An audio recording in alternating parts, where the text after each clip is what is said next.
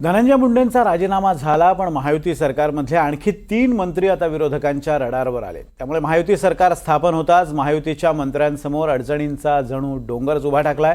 कोण आहेत हे मंत्री आणि काय आहेत ही प्रकरणं, यावरचा एक सविस्तर रिपोर्ट पाहूयात। विरोधकांचे वार, अडचणीत मंत्री 4। विधानसभा निवडणुकीत ऐतिहासिक विजय महायुतीला मिळाला, पण अवघ्या 3 महिन्यातच 4 मंत्री अडचणीत आले।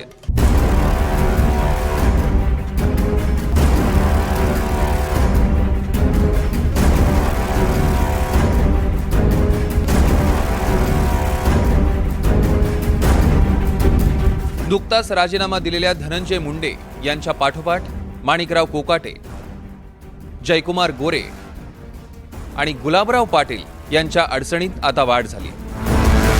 अडचणीत असलेल्यांमध्ये पहिला नंबर लागतो तो धनंजय मुंडेंचा। धनंजय मुंडेंनी मंत्रिपदाचा राजीनामा दिला असला तरी कृषी मंत्री असताना कृषी साहित्य खरेदीत घोटाळ्यांच्या आरोपांमध्ये अडचणी कायम आहेत। धनंजय मुंडेंवर कृषी साहित्य खरेदीत 275 कोटींच्या घोटाळ्याचा आरोप आहे। अंजली दमानी यांनी धनंजय मुंडेंवर हा आरोप केलाय। Battery operated spray, nano urea खरेदीत घोटाळा झाल्याचा आरोप आहे।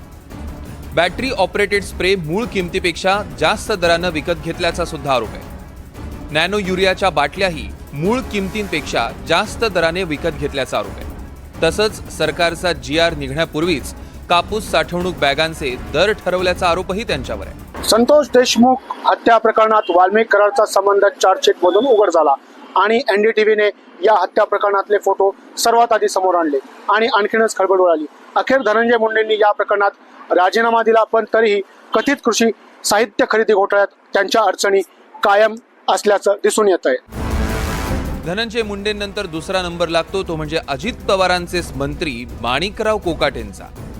माणिकराव कोकाटेंनी 1995 मध्ये शासकीय योजनेतून घर मिळवण्यासाठी कागदपत्र खोटी दिल्याचा ठपका ठेवण्यात आला होता। 1995 मध्ये कोकाटेंनी CM 10% कोटा योजनेतनं घर मिळवण्यासाठी खोटी कागदपत्र दिल्याचा ठपका आहे। स्वतःचं घर नसल्याचं आणि उत्पन्न कमी असल्याचं सांगून कोकाटेंनी 2 घरं पदरात पाडून घेतली। इतर 2 लाभार्थ्यांना मिळालेली दोन्ही घरंही स्वतःच्या नावावर केली। घरं नावावर झाल्यानंतर अनधिकृत बांधकाम केल्याचाही ठपका कोकाटेंवर आहे।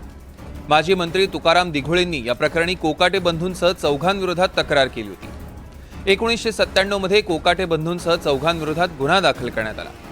तत्कालीन अतिरिक्त जिल्हाधिकाऱ्यांच्या फिर्यादीनंतर हा गुन्हा दाखल झाला। 27 वर्ष नाशिक न्यायालयात खटला चालला। या प्रकरणात 10 साक्षीदार तपासण्यात आले।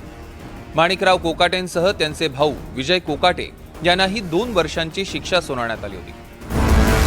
नाशिक जिल्हा सत्र न्यायालयानं मात्र या शिक्षेला स्थगिती दिली आहे। त्यामुळे माणिकराव कोकाटेंचं मंत्रिपद आणि आमदारकी पुढील सुनावणीपर्यंत शाबूत आहे। मेहरबान कोर्टाने खरं तर आम्हाला फार मोठा दिलासा दिलेला आहे आणि खूप दिवसांची प्रतीक्षा होती, कारण की ते हळूहळू लांबणीवरच जात होतं। मात्र जो कोर्टावरती आणि जो न्यायव्यवस्थेवरती जो विश्वास आमच्यासारख्या सर्वसामान्यांचा होता तोच कायम राहिलेला आहे आणि एक खूप मोठा दिलासा आज आम्हाला न्यायालयाच्या माध्यमातून मिळाला आहे। मी न्यायालयाचे आमच्या सगळ्या वकिलांचे मनपूर्वक असे आभार मानते। माणिकराव कोकाटेंनंतर पुढचा नंबर लागतो तो जयकुमार गोरे यांचा। भाजपचे मंत्री जयकुमार गोरे यांच्यावर 2016च्या एका प्रकरणात पुन्हा एकदा आरोप होऊ लागले। एका महिलेला विवस्त्र फोटो पाठवल्याचं हे प्रकरण आहे। यात जयकुमार गोरेंची निर्दोष सुटका झाली। 2019 साली जयकुमार गोरेंची सुप्रीम कोर्टानं मुक्तता केली। 2016 साली एका महिलेला विवस्त्र फोटो पाठवल्याचा हा आरोप होता, पण आता विरोधकांनी हा प्रश्न उपस्थित केल्यानं पुन्हा एकदा राजकीय वातावरण तापू शकतं। जयकुमार गोरेंनंतर आता पुढचा नंबर लागतोय तो शिंदे गटाचे मंत्री गुलाबराव पाटलांचा। गुलाबराव पाटील पाणी पुरवठा मंत्री असताना यवतमाळमध्ये 302 कोटी रुपये खर्चून निकृष्ट पाईपलाईन टाकण्याचं हे प्रकरण आहे। या प्रकरणी मुंबई हायकोर्टाच्या नागपूर खंडपीठात याचिका दाखल करण्यात आली होती। या प्रकरणात सुनावणी दरम्यान हायकोर्टाच्या नागपूर खंडपीठानं शंका उपस्थित केली आणि हायकोर्टानं प्रकल्पाला मंजुरी देणाऱ्या सगळ्या अधिकाऱ्यांची नावासह माहिती सादर करण्याचे निर्देश दिले। तत्कालीन मुख्यमंत्री आणि नगरविकास मंत्री एकनाथ शिंदेंचं नाव मुख्य सचिवांनी कोर्टात सांगितलंय।